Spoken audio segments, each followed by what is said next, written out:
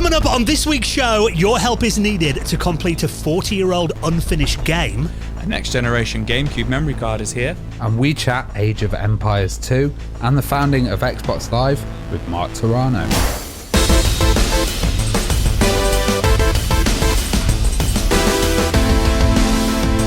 And the Retro Hour podcast is brought to you every week with our wonderful mates at Bitmap Books. Now, crazily, can you believe Donkey Kong 3 was released in arcades 40 years ago this week? And you can check out the side art for it and many more in their incredible book that celebrates the golden age of arcades, Artcade. You can buy that right now and check out the rest of their retro gaming collection. Have a look at bitmapbooks.com. Hello and welcome to the Retro Hour podcast, episode number 383, your weekly dose of retro gaming and technology news with me, Dan Wood. Me, Ravi Abbott. And me, Joe Fox. And a very warm welcome to the podcast that every single Friday celebrates the classic days of video games. Basically, of this sound...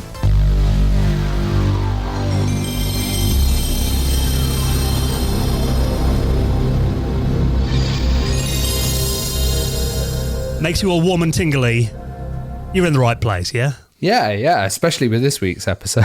Well, that's what we do on this podcast. I mean, we do a little round table. If you're a regular listener, you'll know how this works. If you're new to it, first half of the show, we bring you up to speed on what's been happening in the world of retro gaming and technology from over the last week, because it's a really busy scene these days, and, you know, we appreciate everyone's busy. Not everyone's got time to hang out on Twitter all week and Reddit, you know, what there is on Reddit these days, and check all the blogs and Facebook pages. So we do that for you. We bring you up to speed with the headlines, and then in the second half of the podcast, that is when we welcome on a very special guest. Now, I've got a feeling that Joe was quite in his element this week because before you did the recording with our interviewee this week, I actually recorded a little bit of Joe just kind of warming up for it. Wallaloo, Benito, Prosmodiga. Oh, will away.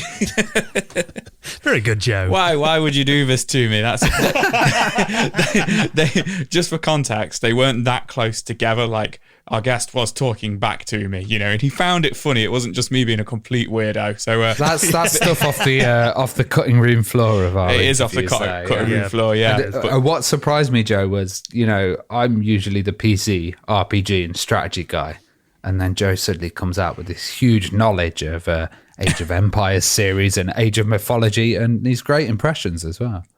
Yeah, so this week's guest was Mark Terrano, who I didn't realise how huge his career was. Ravi got him on, and Ravi says, "Oh, do you want to jump on this one, Joe?" And I says, yeah, that'd be brilliant. Age of Empires, I love that, but he's had such an amazing career, you know. So he started off working on like banking systems and, you know, kind of like, you know, behind the scenes with a lot of like, you know, computer analytics and stuff like that, but then kind of landed himself a job working on Age of Empires, and then, you know, kind of moved on to the lead designer of Age of Empires 2, which I grew up with Age of Empires 2, absolutely adored it. But then what really, really blew my mind, ended up working for Microsoft and actually helped launch Xbox Live for, you know, the original Xbox 360. And he was actually even there, bit of a spoiler here, he was in the boardroom when they came up with the idea for achievements, which at the time was apparently just a little thing they came up with, a little idea, and went on to be such a huge thing. So this interview's got to be one of my favourite interviews I've ever done. I think the consistent theme throughout the whole of this interview is networking and kind of that idea of, you know, multiplayer games, but also doing it over the internet. Like, coming from Age of Empires 2 as well, which was pioneering in that one, then going to Xbox, but then doing stuff like Defense Grid as well, which was an amazing game that came out on Xbox. And then later on, they did a crowdfunding and got £1 million for that, and it was a huge success. Ensemble Studios as well, and then going on to, you know, a small game called a Counter-Strike Go as well. So, CS:GO, Go, just a little game he worked on. So a huge career here, and it's a really interesting story, actually, to kind of hear the development of that stuff and where it led to. Even the stories about the, you know, the initial kind of concept of the Xbox and, you know, playing it online. I love when he was talking about, you know, their decision to put an Ethernet connector on there, because obviously we had the Dreamcast before that, which out of the box came with a dial-up modem adapter, didn't it? And that was, you know, really, I mean, you think high-speed kind of broadband, not many people had that in like 2001, 2002. So it was very forward-looking. And really interesting to see some kind of, those boardroom decisions that led to that as well from Mark. So I really enjoyed this chat. I know you're going to as well. Mark Terrano, a special guest, talking about Age of Empires 2, the founding of Xbox Live, all that and more coming up on the show. He'll be on in around half an hour from now. I've got to say, Rev, you're sounding surprisingly relaxed considering your massive event is coming up next weekend. Kickstart, the huge Amiga show, the first dedicated Amiga event in almost 10 years that is going to be on next weekend in Nottingham. Yeah. So get up for it? First one in a while in the UK, and it's all a front. I'm really nervous behind the scenes, but I've got like everything sorted actually. So it's quite nice being in this position, and a lot of tickets have sold, and it's just going to be fantastic. By the time you listen to this, it'll be next week, and it's going to be pretty amazing. I can't wait for it, really. And to be honest, I think everyone else is going to have fun, but I'm going to be working. So I've 100%. Kind of shot myself in the foot there. I probably want to enjoy the event more than anyone, but I'll probably be running around and doing all this setting up things and all of that kind of stuff. But yeah, it's going to be really cool. And then there's going to be another event that I'm going to be heading back to because you guys can't actually make this one. And this is the Nordic's largest retro gaming convention, and that's Retro Messe.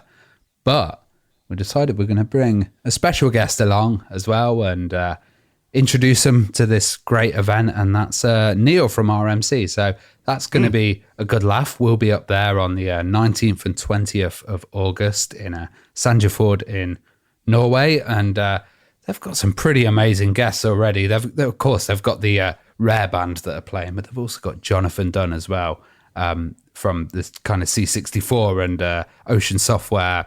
You're going to be recording these panels when you're there, aren't you, for the show? Yeah. And it's going to be really good fun. I can't wait to get Neil drunk on, Jägermeister and all that kind of stuff. Yeah, last year we were at this event. I mean, the crowd there, they're definitely party people, aren't they? And I think, what did we work out? 'Cause I kept handing Ravi all my shots at the after party because I must admit I'm a bit of a lightweight. I can't do shots. And after Ravi had like about 6, I think you kind of lost track, didn't you? So yeah. You're going to basically pass them to Neil this time. Is that your tactic? Yeah, I kind of survived. But yeah, the Norwegian people turn into Vikings at a certain point of the night. So lots of events coming up throughout the summer. If you want to, if you're in the Norway area, Shame and Joe can't actually make it out.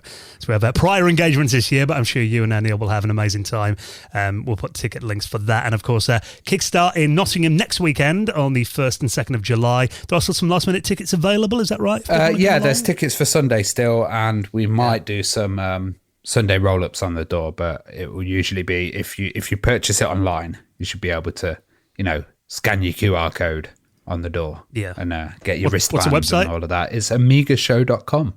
Okay, cool. If you want to get tickets for that, and you can make it to Nottingham next weekend, all us three are going to be there, so we will see you there. Right then, lots of news to get into this week, so let's jump straight in. Now, I know you guys often kind of spend a bit of time in game shops and charity shops and might call them thrift stores or op shops in different parts of the world. Generally, I've got to admit, I don't see all that much exciting stuff. I think the best find I've had in a charity shop recently was a Microsoft ergonomic keyboard from 1995. That was one of my best finds I've had over the last few months.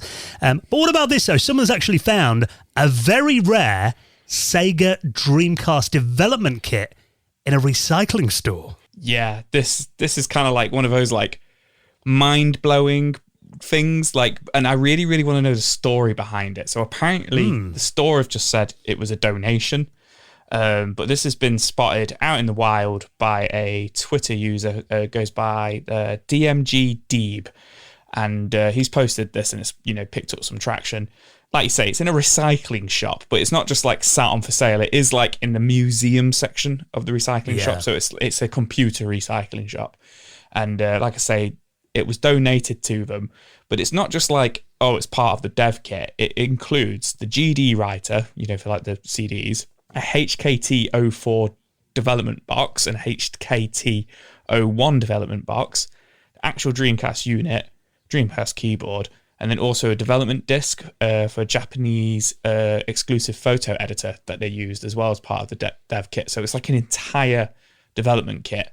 I'm not too sure where this recycling shop is. Yeah, it's called RePC, and this RePC. is this is the Katana development kit, and I've only ever seen these in museums before, actually. Yeah. So, like, I've never seen one of these out in the wild or at a show, so they're just massively rare. And to have that, GD ROM writer in there as well, like that's a Dreamcast pirate's dream, that is, to have this machine.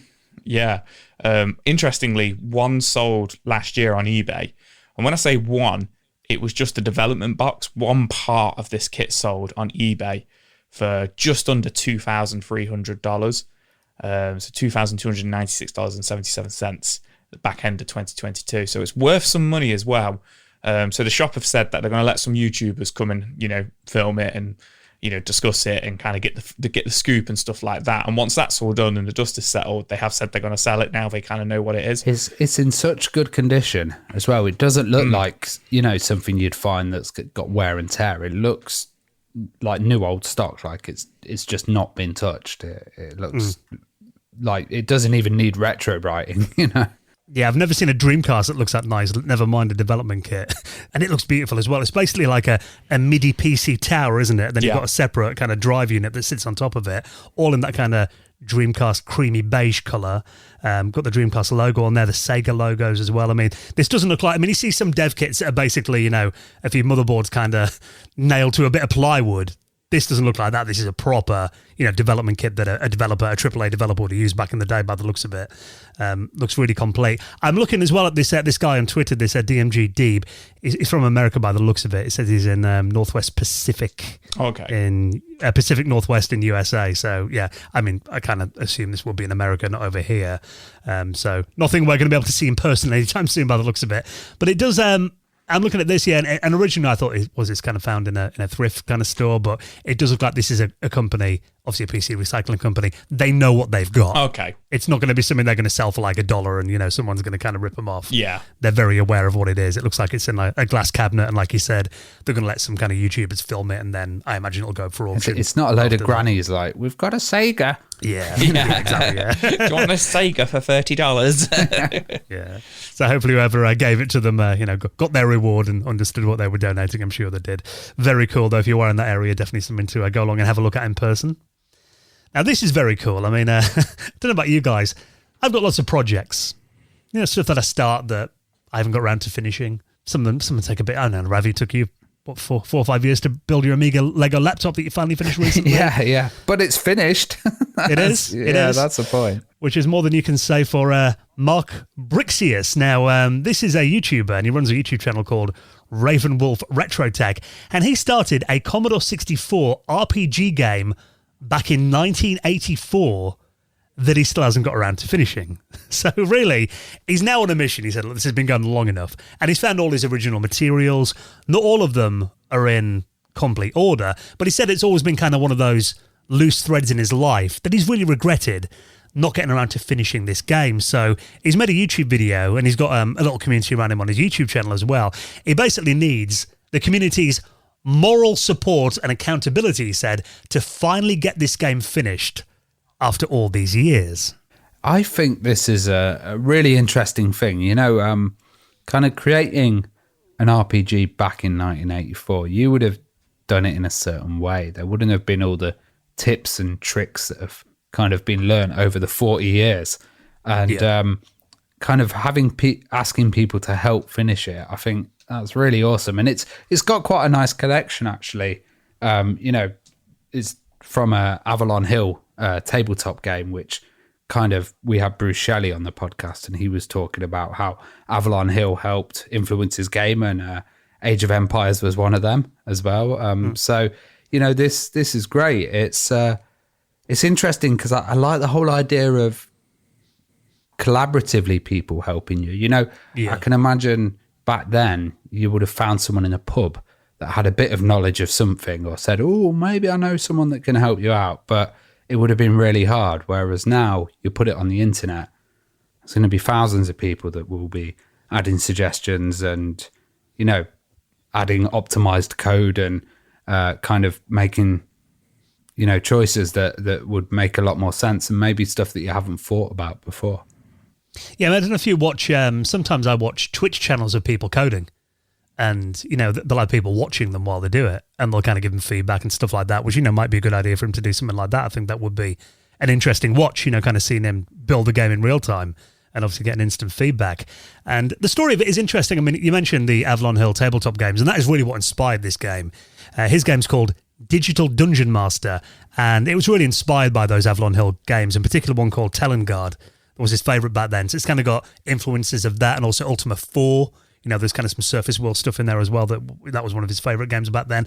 But what's interesting is, you think about how people made games back then, and I've got a lot of magazines here next to me from the 80s, and often it was a thing where they'd always say, if you were writing code on like a Commodore 64 or Spectrum, something like that, to actually write the code out on graph paper first.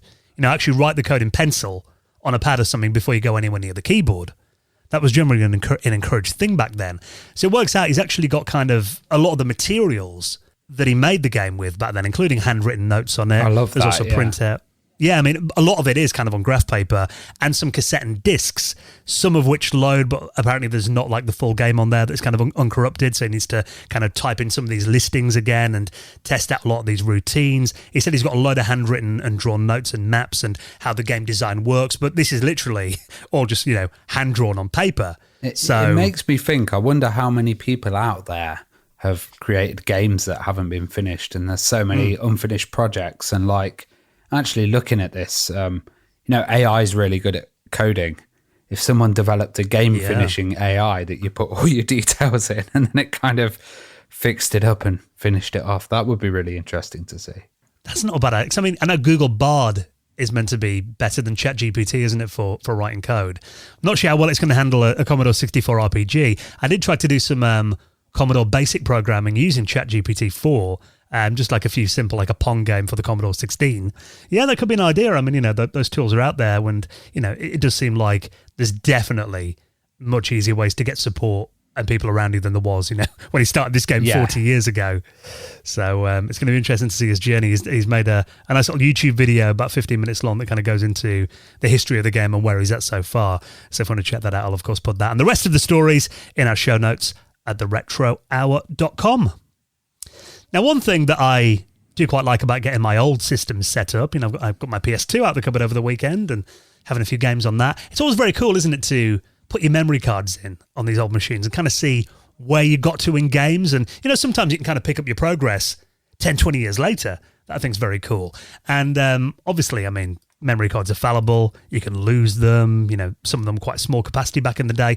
But this seems like a very good solution if you're a GameCube fan. This is a brand new, they're calling this a Pro memory card, the MemCard Pro GC, the next generation GameCube memory card. And this packs a lot of punch into a little card, doesn't it? It's a lot of punch. I think it's very much overkill, but I kind of love it as well.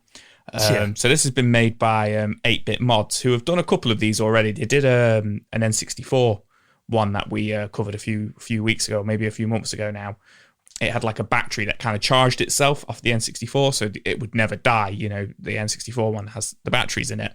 This one's very, very different. It's kind of similar to a PS1 one they put out a few months ago, but pretty much it, like you say, it's a memory card that packs a lot of punch. It's got an SD card slot in there, and I just want to get this out here, which can support from 1 gigabyte to 2 terabytes worth of memory, from a micro SD card. 1 gig of memory for the GameCube is the equivalent of 2,048 standard 59 block memory cards.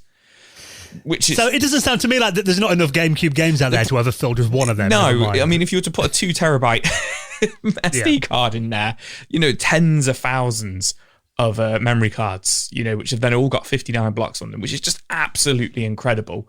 But that's obviously not the point of it. That's not, to have tens and tens and tens of thousands, if not hundreds of thousands of save slots for your classic GameCube games. I guess the point of it is for the longevity of it, like you say, the preservation of your saves and stuff like that. Because obviously you can take the SD card out of it and plug it into your computer and back these saves up. But it also boasts Wi-Fi capabilities, so you don't actually have to take out your GameCube and take the old SD card out of there. You can actually just connect directly to your PC and do it that way, which is really interesting.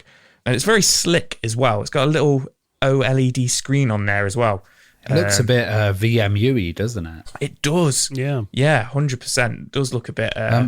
I've just noticed, I didn't use the GameCube much, but was the memory card management that good? Because they're saying here that there's this really good program called Swiss, and what that actually does is it enables gamer IDs to kind of be connected to the saves from a database, so you can organize your saves a lot easier, and when you boot into your title, that save will be relevant, and that's a kind of killer feature on there as well. I never had a problem with the the memory card kind of interface of the GameCube. It was the classic, same as the PS2. You boot up the system without a disc in it or with the tray open, and then you just went to the memory card management screen, and then you could only obviously have the 2 memory cards in there, and then it came up with all your games and your data on there and stuff like that. So it was fine, but like anything that has like a passionate kind of community behind it, these new modern technologies come out for retro systems which are just absolutely overkill, but they're always cool. Well, this is like, it looks like it's got a web-based interface. So what you do is, you have your card, you connect to it wirelessly, and then you go on your computer and you can look up the contents of it and, do different actions with it and kind of play around, which I really like that idea that you can kind of call into the memory card. Yeah, and they'll have people will put their save slots for people to download. I remember as a kid, my brother actually borrowed another friend's memory card so he could transfer Metal Gear Solid data over on the PS1. So his friend would then have everything that we had unlocked on Metal Gear Solid to play around with. And I guess you'd be able to do that with this as well. So you'd go online, go on this Swiss, and you would go, okay, I want to find... I'm trying to think of a classic game, maybe Mario Sunshine, with everything completely completed and unlocked, so you can explore everything on the island, and you'd be able to download those saves, I imagine, as well as preserve your saves. Yeah, well, that is kind of one of the goals of it, apparently. Now Swiss it's like a homebrew utility, so I think that basically means you've modded your GameCube, so it can boot like homebrew stuff. But it says if you've got like a Swiss-enabled GameCube, it will then automatically match your saves with the game name. So, saves are going through and sorting them out manually. But if you haven't, apparently one of the goals of this is that eventually they're going to have kind of cloud game saving. Mm. So hopefully that will mean that, number one, your saves are backed up on the cloud, but number two, you'll probably be able to share them with other people as well, which is quite good. One nifty feature, though, is obviously the GameCube has got 2 memory card slots. You can put your original card into slot 2 and then transfer your saves over to the Mem Card Pro. Yeah. So it can back up, your original unit, which I think is quite nice. So I don't think it's a problem that, I don't think these cards are dying. No, I don't think I've ever had a memory card fail on me. I'd say it's certainly for the hardcore though, because it's £64. For the memory card. I don't know how much they are usually, but I can imagine they're pretty cheap to pick up. Yeah. But that's £7, I think, from my Play Expo or something. Yeah, so this is for the real hardcore kind of gamer. But then, if you've got a terabyte worth of stuff on that, you must be dedicated. Even if you're getting them at a good price, like £4 or £5 per memory card. 2048 of them for just 1 gig's worth will set you back a little bit. So like you say, Rav, if you wanted to get a terabyte worth, that'd be a lot of memory cards, but still really overcool, but very cool. Yeah, definitely. There are available now, so if you want to get hold of one, I'll put a link in the show notes as well. Now, Atari seems to be a company that we haven't talked about for a few months, bizarrely. It used to pop up in the news every single month. This is called, of course, Modern Atari.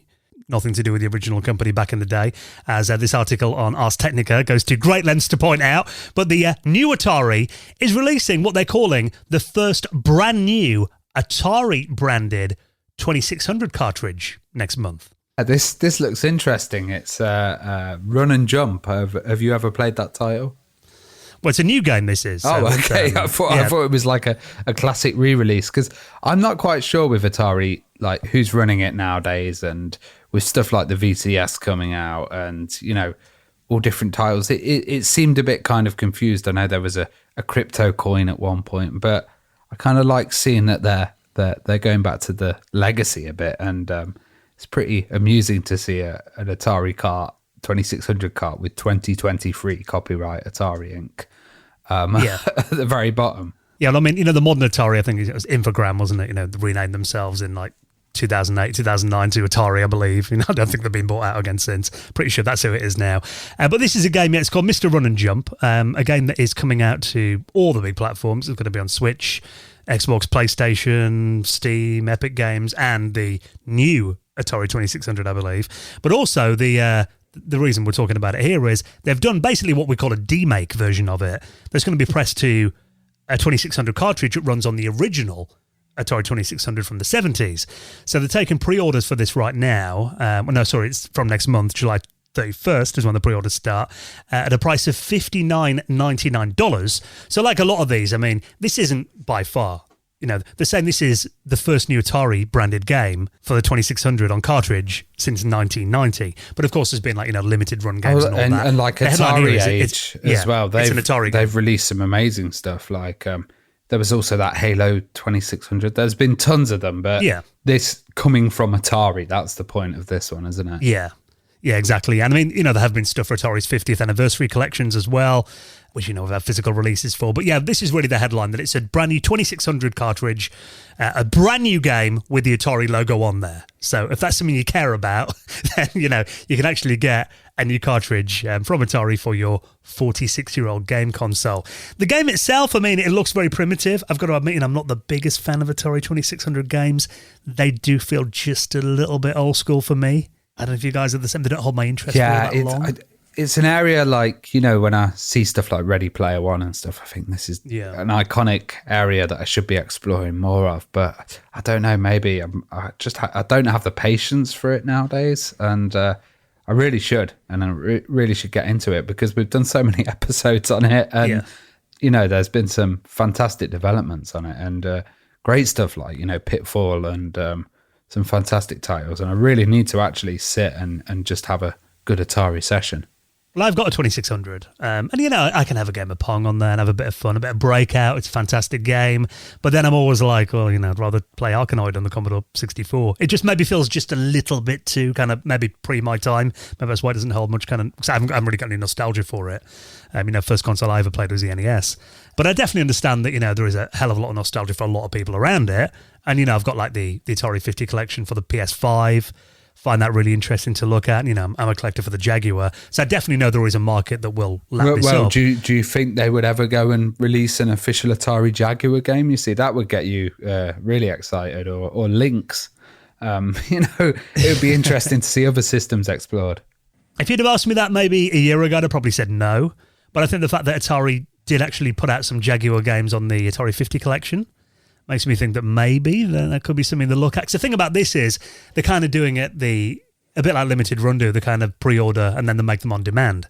Yeah, so, maybe they're dipping their toes into the past and seeing which communities are big and what's going to kind of sell, and then maybe expand on that rather than building a new console that no one wants.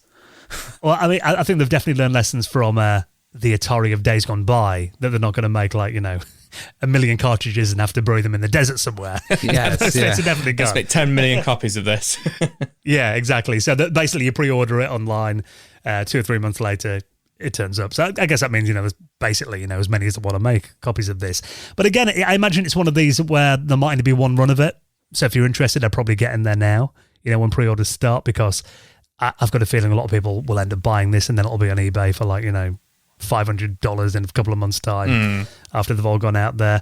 But it's interesting. So I remember when you guys had Pat the NES Punk on here, and he was kind of saying that, when he goes to thrift stores and markets and stuff in America now, 2600 games, he kind of feels have peaked and come down the other side. The prices of them are actually quite cheap again now. Yeah. Because it kind of feels like everyone has kind of, got the collection They were now. all over the place. When I was going to America, in New York, in some of the stores, it was just 2600 games everywhere, and it was really reasonable. Actually, it was it was pretty amazing to see, because over here they're a lot rarer.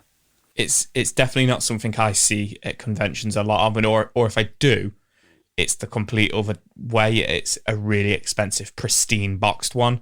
But interestingly, at the last market I worked at, in one of the big bundles I actually had about 8 Atari 2600 games. And one guy came and bought all of them, and they were all the Sesame Street games, interestingly, that came out for the 2600, and one guy just bought them all. I think I had them all on for about £5-6. each. And what did he look like? Was he like a big bird? Yeah, he was. And then he had a little guy in a trash can with him, and a little red guy with a really high squeaky voice. No, he was a normal guy and just came up, didn't haggle with me or anything like that. Just maybe I just sold some really rare gems to him for 30 quid. Keep it cool. Yeah. He knew what he wanted. Just went in there. Yeah. Don't say anything to the PlayStation guy. Right. Go. Yeah. Exactly. But yeah, no, I don't tend to see them much in the UK. But yeah, I remember Pat saying, they seem to have peaked and kind of gone. And maybe it's just because of all the actual games that they didn't produce absolutely millions and millions of them. Have gone, or maybe the whole kind of hype of the ET game and around 2010 with the AVGN film and everything, where they were kind of uncovering it all and kind of getting the actual scoop. It seems to be it's probably all kind of died down now. And Atari Game Over, which was the big one. Well, that's the thing. I mean, I'd hazard a guess if you're talking about Atari, the 2600, I'd say, has probably still got the biggest scene, though, more than the Jaguar or the Lynx or the ST. I certainly hear a lot more about it, especially doing this podcast. And the Jag stuff, that's very niche. It's very niche, but they have been releasing it.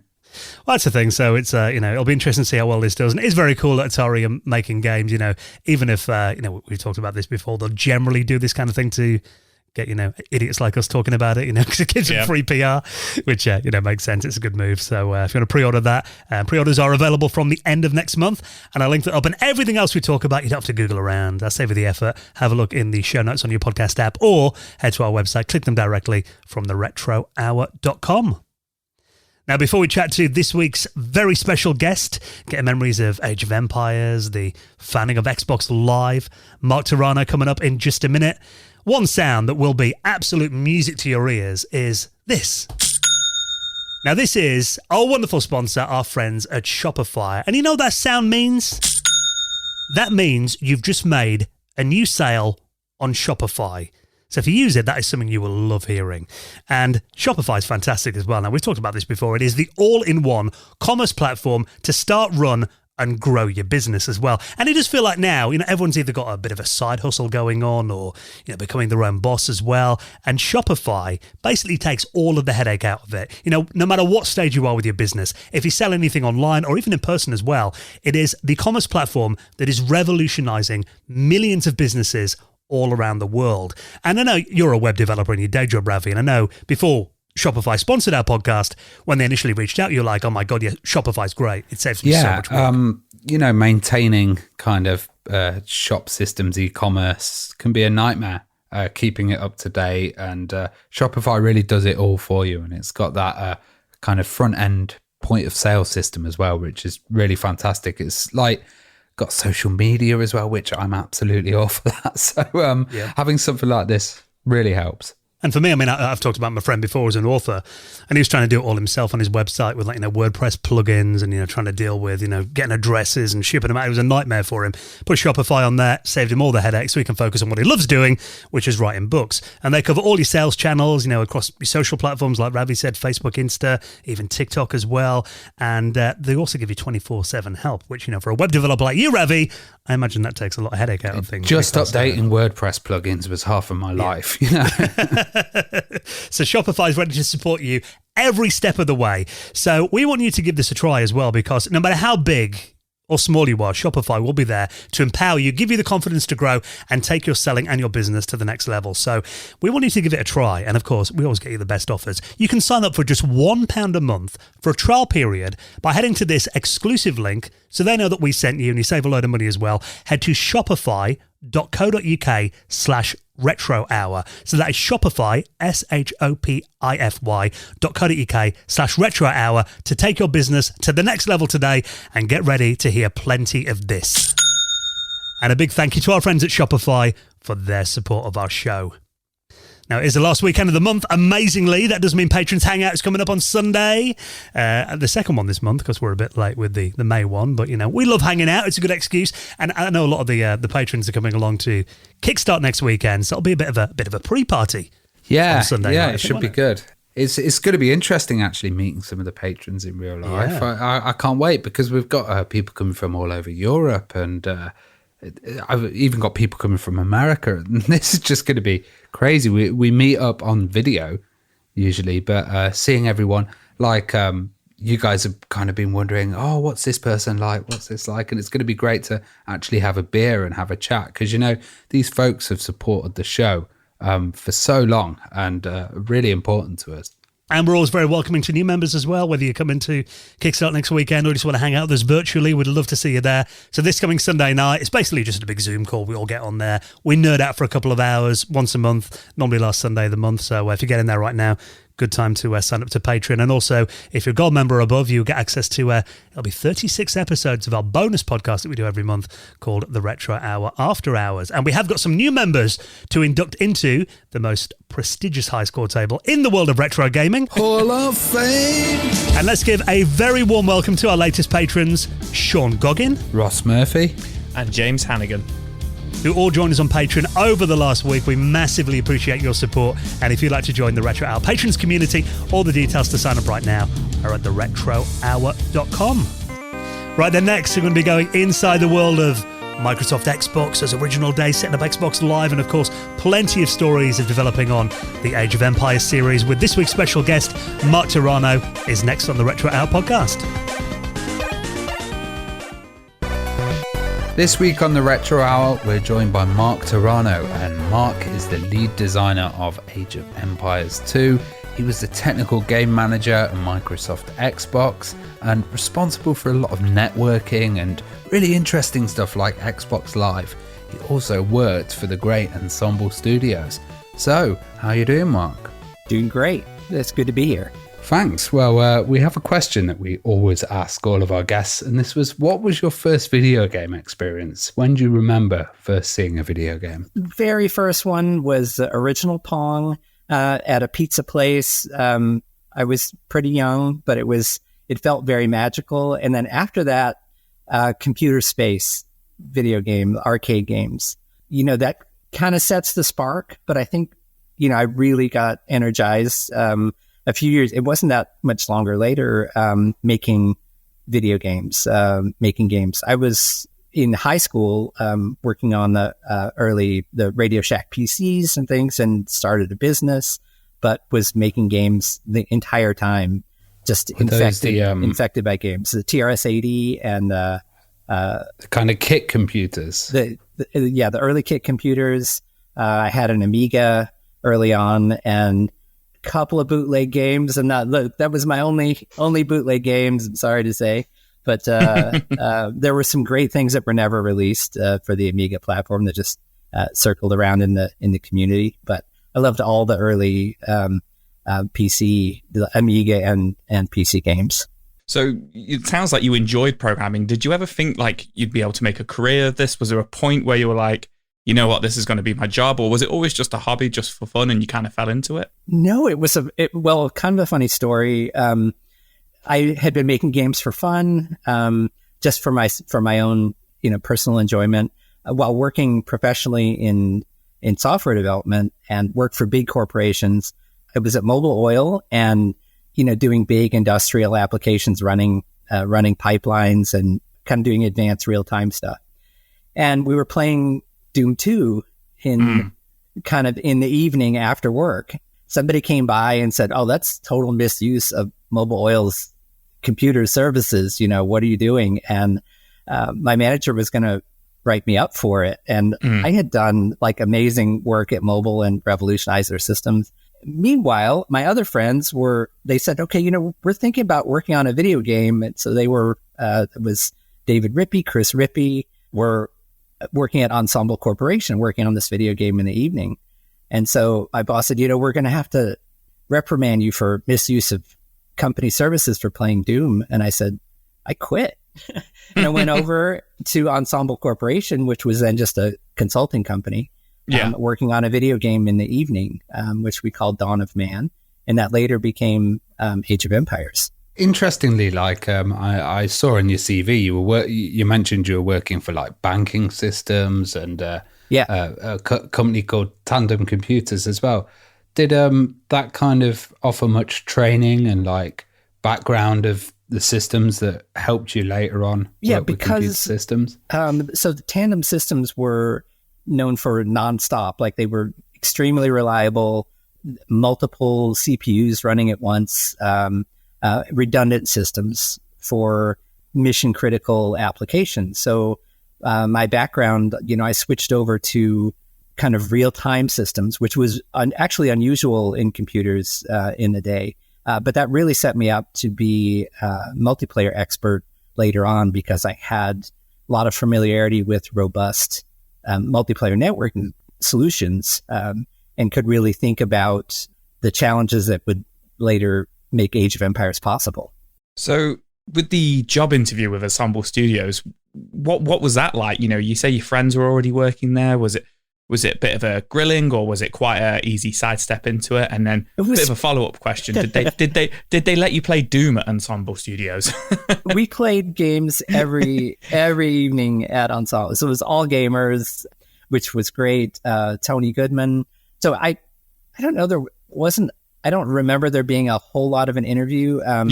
I came on Ensemble Consulting as a Delphi instructor, which was Delphi was a kind of database focused interactive computer language at the time, from Borland Systems. And there weren't many Delphi people, but I was doing Delphi work at mobile, and they knew my Delphi work, and I taught classes and things like that. So it was a pretty easy transition to Ensemble Corporation.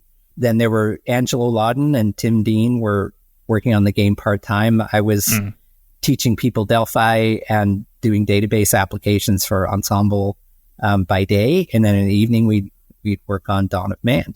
I remember Delphi was still quite popular for quite a while. It went into the kind of late 2000s, as a quite dominant programming language. It was pretty brilliant. I had a lot of appreciation for the beauty of the architecture of Delphi. I was wondering if you had any kind of background in role-playing games, or like Dungeons and Dragons or anything. Were you aware of that? Yeah, I was a dungeon master for many years with an ongoing campaign. I love storytelling, medieval reenactment, things like that. So I was definitely already had a passion for history and storytelling and role play and things like that. That's fantastic, because the whole kind of real-time strategy scene and Age of Empires really stood out, and very kind of like based on that board game world as well, but translated onto the computer. Did that really appeal to you then? It did. We actually started out with something that was closer to Civilization, but we were all playing original Warcraft and really enjoyed just the excitement and pace of kind of playing multiplayer Warcraft. And it actually shifted our development focus to, somewhere in between, not quite as hectic as Warcraft, but great strategic decision making that we wanted to keep from a Civilization style game, and depth, along with the real-time pace. And that was kind of became the Age of Empires formula. And Warcraft was very much after like Dune and stuff like that, but it had a real, a kind of a personality with some of the voices and, some of the characters on there. Is that something that you wanted to kind of see on Age of Empires? It definitely stood out and had a lot of character. Of course, everybody loves the original Warcraft sounds, and it sticks with you. I really wanted to have actual historical voices and bring, some of that, the character of the world in through the voices.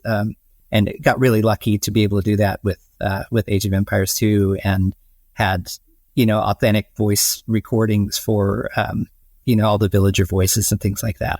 In my brain now, I just want to do all the voices, but it's an absolute mix of Age of Empires 1, 2, The Conquerors, and Age of Mythology. So. It after enough, it all mixes together for me. Yeah. For me too. Kind of a best of. And the Big Daddy for the car cheat as well just keeps coming into my head, like the vroom whenever you moved it around the board. So how closely did you work with Bruce Shelley, and were you aware of his legacy at the time?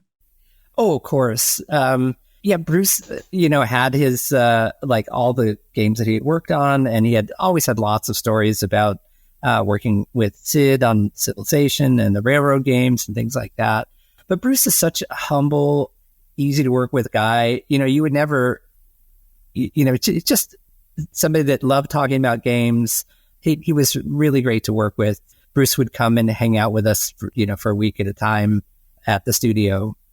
And it was really a lot of fun. I really appreciated working with Bruce. And I think I learned, definitely picked up a lot of game design things just sitting around at dinner time, kind of at the end of the day, and hearing his stories. It must have been fun just having Bruce around. Did you end up doing any kind of board games or D&D with Bruce as well? We had a huge board game library at Ensemble Studios. So we played things like everybody played all the time. I don't have any particular memories, but it was always really fun. And for hiring people, we would get dinner and either, play games out like pool and pinball and things, or most of the time would bring people back to the office and play board games with them, because you really find out a lot. There's a lot of interview you can pack into a couple of hours of board gaming. Well, how important was the Genie engine? Having our own engine really let us do the things that we needed to do for RTS. Dave Pottinger did some really, really innovative work in AI. And I think, in that era, the commercial engines weren't as flexible as having your own engine. So it was an expensive thing to maintain. And, there was a lot of work that went into architecting the engine. But in the end of it, we had something that was really, really well suited for RTS games and was extremely well optimized for the kind of gameplay that we wanted, that I don't think in engines of that time, we would have gotten the same performance or been able to do the same things. Also, because we built it ourselves, we knew kind of where the weaknesses were too, so we could avoid those issues. But yeah, I think it was important that, we were able to realize the kind of games that we wanted to make with our own engine. Was there a in-house editor as well? Yes. That helped speed up development? Yeah, and we continually made tools that worked with our engines. I guess part of my becoming a lead designer for Age of Empires 2 had to do with the engine. When I was talking to Rick Goodman, he said, the engine's kind of getting tired. Like, I'm not really sure if it's got much life left with it. Do you think, we could get a few more games out of it? And I said, there's an infinite number of games. Like, I could go on and on about it. He said, really? So I was still a software engineer at the time, and I started doing game design treatments, like a 2 or 3 page treatment of a game. And I did one every day until he said stop. So I had done like 35 game designs by the time he said stop. And I think that definitely influenced him when he recommended me for a lead designer for Age of Empires 2. That's awesome. Did by any chance did Age of Mythology kind of come out from those kind of ideas?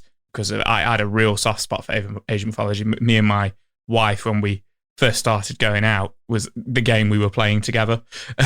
So real soft spot for it there.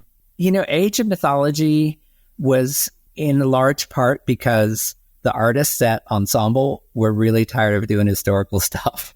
Yeah. They wanted to have more flash, more excitement, and things that just really didn't fit with the historical legacy of the Age of Empires brand. For the health of the studio, and I could think we all kind of needed that break, and we love mythology and storytelling as well. So the shift to Age of Mythology, I think, was good for the health of Ensemble Studios to just take a deep breath in and really try some exciting new things. So they got to do a lot of really cool animation and effects work and things like that as part of the Age of Mythology experience. Just have some fun with it, I guess, as well. Yeah, exactly. So just the last question about the first Age of Empires was, how did you work on improving the multiplayer aspects, and, what challenges did you face kind of implementing that back in 1997? So the challenges, it was impossible. Everybody thought it was impossible. And that's why, I wrote the paper about some of the things that I did. It was 1,500 archers on 2088. Like, most of our audience was still dial-up users. And to move that number of units around was not possible to send the locations of all those units over a 28 dial-up connection. So the thing that I invented was simultaneous simulations, which were like every copy of the game was starting with the same world setup and would simultaneously issue each person's commands every turn. Right. So it would synchronize, send everything out, and run it on all the machines, which wound up being a pretty complex thing to pull off because machines were of wildly different specifications and the networking was unreliable with lots of drops and things. So most of my time was really spent getting that technology to work and synchronizing all the machines so they ran perfectly together. They didn't have to, each machine could run at its own speed, but the multiplayer was synchronized. With the era of client server and high-speed internet, that was no longer needed. But at the time, I pretty much invented the only solution that would let you run that number of units around on the board over dial-up. How important was that kind of multiplayer aspect to Ensemble then? Were they like really wanting it to happen and to work well, or was it just kind of an extra?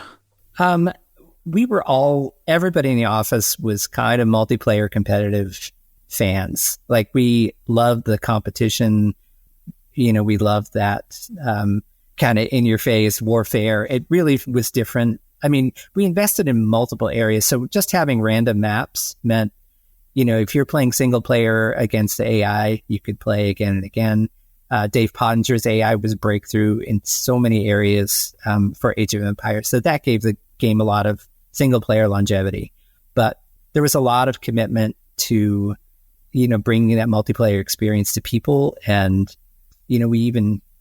for me, I'm sorry if I blur between Age of Empires and Age 2, but, extending the experience with our own editor and things like that. We really wanted people to engage in a number of ways around the Age of Empires game. So even if that was, I can, record a game, or I can make a map for my friends asynchronously, or we can get online and we can play together in lots of different configurations, 2v2v2v2 or 4v4 or 3-3, and have maps and have modes and things that would support lots of different ways that players could play together. That's awesome. So you were, obviously we mentioned previously, you were the lead designer on Age of Empires 2, and I absolutely adore Age of Empires 2. I actually remember waking up Christmas Day one day and getting Age of Empires 2 with my brother. So a really, really fun Christmas that was. What was your vision for this title? You wrote out every day for 30 days, writing out, all these different possibilities for the games and stuff like that.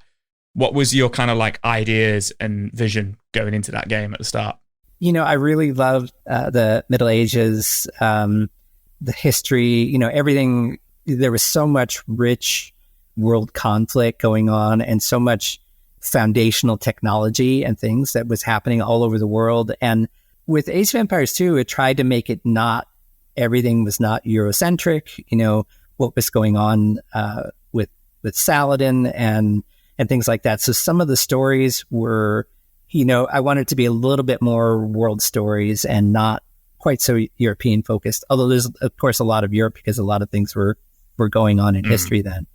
But, so the vision, it's lead designer, I look at as really editor and curator of the best ideas of the studio. Is I can try to infect people with a vision, but really it's a team effort, and, the best ideas can come from anywhere. So, it's nice to have the title of lead designers, but really it's, coalescing the best ideas of the team into something that makes sense as a whole.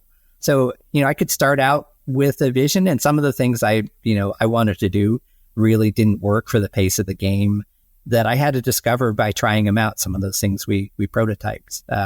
I had wanted to do deeper diplomacy system, like more nuanced things where you could make and break agreements a little bit, diplomacy style. So there was some strategy, but it just didn't really fit with the real-time pace So simplified that and was happy with the options that we had for trade and building alliances. Another system was raiding.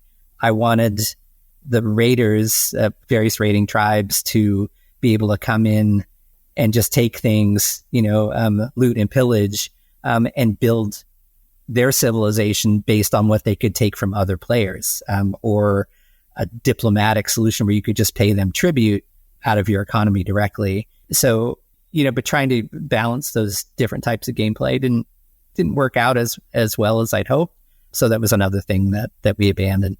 Interestingly, I remember Age of Empires was available on the MSM Game Zone, which was first called The Village back in 1996. Right. It was like a really old kind of gaming platform. But, it's really interesting because you look at stuff like Steam now, and that was a real pioneer. What was it like kind of working with that? Well, we were really helping push them into new areas. So some of the technology I worked with, the MSN Gaming Zone, Jason Robar, Leon Pryor, I really wanted, they had the game tables system where you could sit down and you'd sort of join a table and you could chat and pick games. I wanted to have certain types of modes be available right from the zone and have that launch the particular kind of game experience you wanted. And they were supportive of that. So we gave that a try. It ended up most people wanted to play the game that most other people were playing, but I wanted to have separate tables for Regicide and Wonder Victory and things like that. But in the end, the players just wanted the best matches from the biggest community, I think. So, but it was a good experiment, and the zone was really on board with trying different kinds of launch strategies to make a good experience for players, to really, let people stay together as a team and, play game after game together out of the lobby.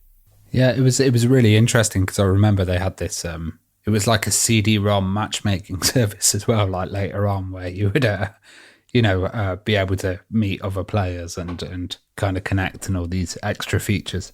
It was kind of nice having sort of casual and board game type experiences mixed in right there where people could launch Age of Empires. You could see what your friends were doing. So I appreciated what they started. They kind of lost momentum after a while. And I was sad when you could no longer, they shut down the zone and you could kind of abandoned Age of Empires players, but the community stepped up and made other ways you could still play the game, which I'm glad that the fans were, made multiplayer happen even when they were abandoned by the platform. What did you think of the console versions of Age of Empires, and did you have any involvement in them? There was kind of were publisher deals that happened. We didn't even get copies, which was weird. Yeah. So I think we got to test them, but it was, I don't know, whenever those tests came up, we were always really in the middle of, making a build or getting ready for E3 or something. It never seemed like it was convenient. So I think mostly the test department got in and really exercised those games. So I didn't get too much into the console versions.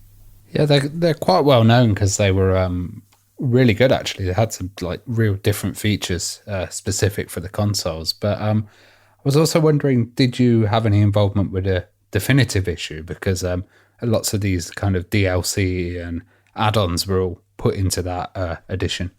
No, I didn't work on the definitive edition at all. I appreciate the passion because I think that helped.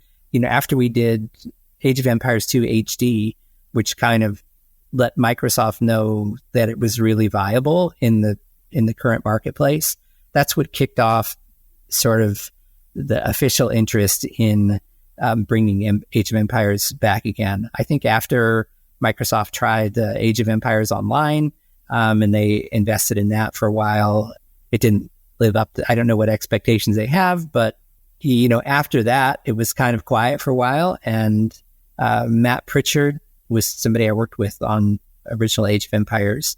He said, there's still a lot of interest and a lot of fan community. Do you think it'd be possible to do Age of Empires again? And so we talked to the license people at Microsoft and, wanted to find out what their feelings were about it. And at Hidden Path, we made Age of Empires 2 HD happen as an official title. And Microsoft, we did really good numbers for a 20-year-old game, we fixed all the things all the systems that had gotten broken over the years, the multiplayer and rendering and things like that, redid all that, pretty much made the same, the game kind of looked and played the same, which was our goal, but it was on all modern technology and it did really good numbers. People still loved the game. It was still fun. I got hooked again, after not having played for so long. It still had the magic for me,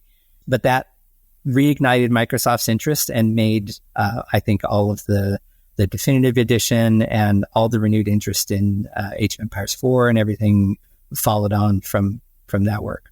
So obviously you kind of touched on Microsoft, or you mentioned Microsoft there. You eventually became the technical game manager at Microsoft Xbox. What's the story there? How did you transition? So at Microsoft acquired Ensemble Studios, and I was really, I looked at consoles and I said, console seems like a really rich development environment for games. And I saw a lot more happening in consoles, a lot more investment and interest. So I said, I wanted to, find out more about, the Xbox, which had been announced, but the Xbox space. And it turns out that the lead tester on Age of Empires 2, Mark Thomas, was actually the head of developer relations and the lead technical game manager. What Microsoft was trying to do is provide really great technical and design support for developers to make Xbox kind of a premier development platform to compete against Sony. So, they knew they had an uphill climb to be a legit platform. And by making Xbox a great development platform for developers, they knew that they could win. So the philosophy was get people that have really made games and really know what they're doing and just staff with game experts. And so I came on and was a kind of design and technical advisor for developers on Xbox. So I got to launch Xbox, Xbox Live, and Xbox 360 while I was at Microsoft. Well, Xbox Live was really interesting because a lot of consoles had tried to do like online multiplayer and struggled in the past. What do you think made Xbox Live different, and at what point did you realize it had really broken through and it became something that was massively successful? Bill Gates' commitment and all the leadership at Xbox commitment to multiplayer is what made it happen, because the numbers at the time didn't justify putting a high-speed internet port on the Xbox. If you had said, what does the audience have right now? It was ridiculous to add that much expense to the console to support high-speed internet. But the commitment was, if we have a great experience and if we have the facility, more people will get high-speed internet. They'll have a reason to. And, it was just that forward-looking commitment to multiplayer play that I think made the difference. And then with Xbox Live, having a rich feature set, we also made a lot of things so developers wouldn't have to roll their own. Because one of the things that made multiplayer hard was, I need to make a matchmaking system and I need to make like all this infrastructure. We tried to have that already done on Xbox Live so developers could just plug into something that worked really well. And I think that was a successful model since everybody ended up, having sort of rich multiplayer services and community platforms with consoles. I remember certain aspects of Xbox Live, like the voice messages you could do. There was all these fantastic features like, achievements, and you could check other people's achievements. Do you think kind of it launching a bit later than the Xbox launching itself really helped kind of give a bit of time for development? Yeah, it needed more time. And it's funny, we all take achievements for granted, and that's part of every game and every game platform. but I was in the meeting where it was proposed, and it was controversial. Should we do that? Is that worth investing in? It's funny to think about it, but that could have gone either way of whether that achievements happened or got cut. So, I was all, from a designer sense to me, I'm all on board for reward systems, especially at the platform level, and making a structured plan so every game can have a set of achievements and players can kind of compare their progress. And, it was really kind of revolutionary, but at the time, it was just another topic in a meeting, and you don't know how big a thing is going to be. It's just great to have people who are passionate about making a better experience for gamers and, the best communities that they could make one feature at a time. How important was stuff like the SDK and, you had relationships talking to developers about stuff like the API, and did you have to do much kind of convincing and trying to get people on board to have this multiplayer aspect to their game? It was sort of two camps. So some people really wanted to, add multiplayer functionality and do it right to their game. Other people were not too sure on the investment. And some people inappropriately wanted to put in multiplayer features that just didn't really work for their game, but thought they needed to have it in the marketplace. So, it's always great to sit down with game developers and say, what's your vision for what you want to make? What do you want to do for the audience that you can't do now, and help them solve the technical and design issues, so they can do that. We really tried to, in my technical game manager years, help developers realize their vision. And in some cases that was, creating a cool multiplayer experience. And in other cases it was saying, hey, maybe multiplayer is not a thing you should focus on. That's not the value that you're delivering for players. So it's just really helping people, make their best games. You mentioned obviously being in the meeting for the achievements, and obviously not quite understanding how legendary and impactful that would be on kind of like the future of gaming and stuff. But one question that kind of came to mind when you were talking about that then, what was kind of like the developers' kind of first reaction to like Xbox, Microsoft saying, right, you've now got to put these achievements in, there's going to be 1,000 points per game? Because some games, I'm thinking of Dead Rising, really took that on board, Capcom, and they went out there and put 50 achievements in there, all for 20 points, and some other games would put one achievement in for complete the game, 1,000 points. Was there much of a pushback from some developers, or was it kind of embraced straight away? Do you know? There's anytime you put something in the TCRs, there's pushback, because everybody's is at different places in their launch cycle. But I think generally people were excited about it. We tried to make the feature as easy as possible for developers to implement. But if it's add more work and people have already been crunch type scheduled for months, it's not everything could be well received no matter how good you do. But I think, people could see the value. When you're introducing something new, there's always an adjustment period. But once people got to see it and started to play with it, they were like, okay, this really adds something.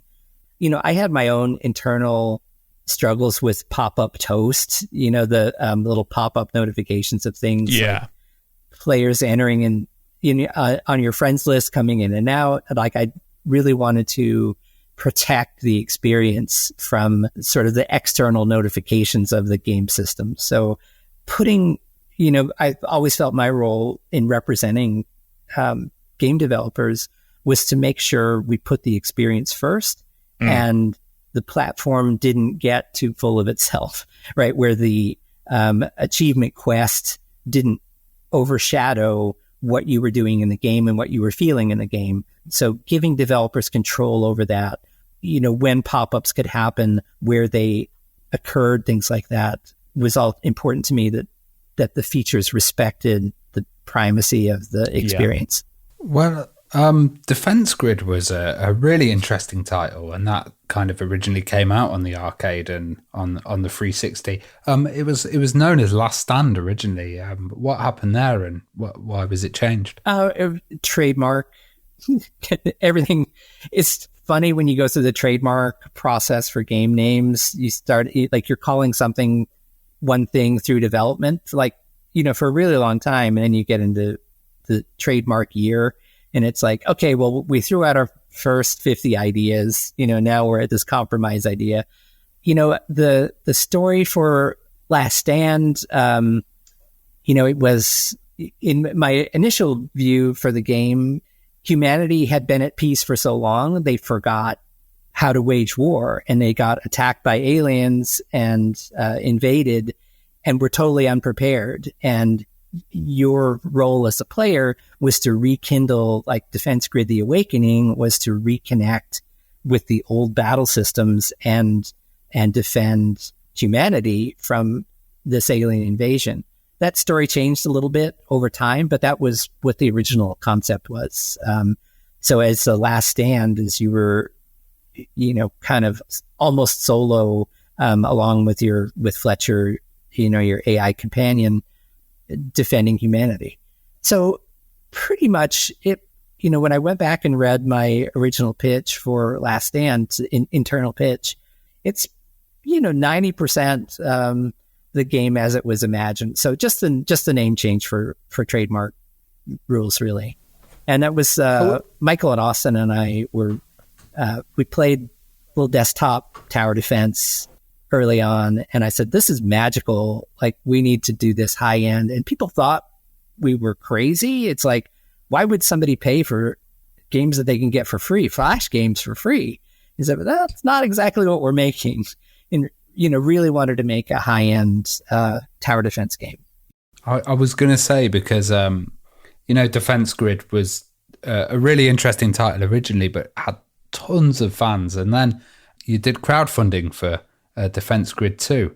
And that was like £1 million. And it was fantastically successful and got ported to so many systems. Why did you do crowdfunding? Was it because people were kind of unsure of if the title would be that popular? We had a growing fan base. It was really weird and kind of defied the publisher expectations, is that our audience grew year after year. Usually you get a big spike at the beginning and then it trails off. But more people kept coming in to Defense Grid over time. And so we thought that, by going directly to the crowd, we could free ourselves a little bit from some of the publisher politics. There was some weird stuff happen that I can't really go into, but the publisher relationship can be messy, and we generally had good publisher relationships, but they can do some shenanigans. And we were really hoping to interact directly with our audience who loved the game and get the bulk of our funding for Defense Grid 2. Crowdfunding campaigns are a ton of work. And I think, between the perks and the amount of extra work and stuff, we spent almost as much as we took in on the campaign. So it was great for getting the word out, and which is the thing we really knew we needed to do. Like, people love the game. If we could just get more people aware of it, that was going to be good for us. So as a little studio, we never had much marketing money, but crowdfunding gave us that opportunity. Awesome. I mean, it did it do just over $1 million? Was it in the end on the crowdfunder? Yeah, which is massive. It depends how you count it. That was what we did in direct sales, but it was also, as I forgot what the Xbox program was at the time, where you would get the, games for a month or whatever. So lots of people got to play it. And so I don't know exactly how to count. Yeah. So of retail sales, it was over 1.2 million, I think. Wow. And the expansion packs did, when the original game was available, then we got more expansion pack sales, which was great. That's awesome. So, Hidden Path Entertainment, you founded that yourself. What's the story there? What made you think, right, I'm gonna now do my own game studio? I've got all this experience. Tell us about that. So I was sitting down with Jeff Pops, and we both worked for Xbox. We were both kind of missing, like we were at the point after 360 had launched, and we were kind of in that, what next, and Jeff said, if you were going to make a game, what game would you make? And I told him, and he said, we have to make a studio and go make that game. What I had imagined at the time was a game called War Council. And it was kind of a massive, like an MMO RTS, where the individual battles were playing a full RTS battle. But then there was, at a different pace, a strategic game that played out turn-based, where you're kind of taking over territory by playing 100 games of Age of Empires. And it was factional combat, designed for thousands of players on a procedurally generated world map. So that was kind of how it went. So it was multiple games at once. There was it was the rich diplomacy game that I wasn't able to put in Age of Empires. And then a solid, fast-paced 15-minute tactical game, which was, for me, the middle 15 minutes of an Age of Empires game that was the most exciting. So that's kind of the game that we wanted to make.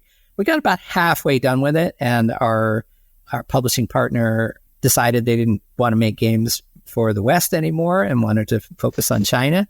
So we had to shelve it. But I was really sorry to never be able to finish that game. I think it would have been pretty awesome.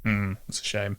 Well, Age of Empires 2 HD edition, you mentioned earlier that you did that, but I also saw that you did CSGO, which is just such a huge title, and it was famously originally started as a mod. What was it kind of like working with that franchise? Did you go from, was it Counter-Strike Source, and then go into CSGO? Our goal, so Valve is an experiment company, right? They are always going, what can we learn about our audience, or what can we learn about games? Their whole operation is doing high quality experiments and seeing what works out. Most of their biggest successes have just been experiments that a few people do, and they go, well, it's going to see how this goes. Well, CS was one of the most popular games in the world, and Valve wasn't really monetizing it. And they said, we want to see how this will do on console. So CSGO started out as a console game for Xbox and PlayStation to try tac shooters on console. So that's why there was a radial menu. Lots of choices were about the user interface, and things for CSGO were to make a great console experience. So we did that, and I can't remember what I think it was 8 months.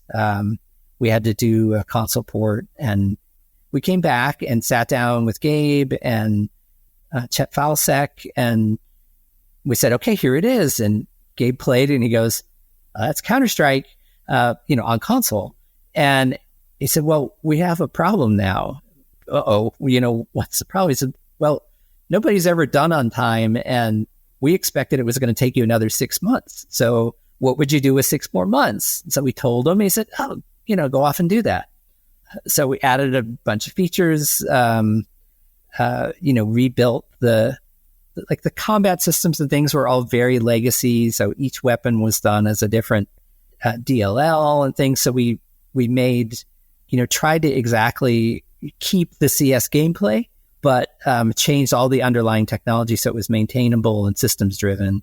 We made a bunch of aesthetic changes and things like that, and came back and they said, wow, this is fantastic. Like, keep going. We want to, do more things. So we just sort of kept going. Then we had a PAX show, for which was, we thought was going to be not a huge game. And the line was twice around the block for CSGO. And it really took Valve by surprise, I think, to see that there was still so much interest in what a Counter-Strike sequel would be. So our mission then sort of shifted to bring all of the enhancements we had made kind of on the PC first platform and unite all the various Counter-Strike audiences onto one experience. So we really wanted a blend of CS16 and CS Source, to have that right game feel. So we spent a lot of time working with the top pro gamers in the world, with Valve data analytics, things like that. So we really wanted a hybrid game feel and fix a bunch of bugs and things, and just really went through a long process to make an esport for the whole community and bring everybody together to one tournament platform.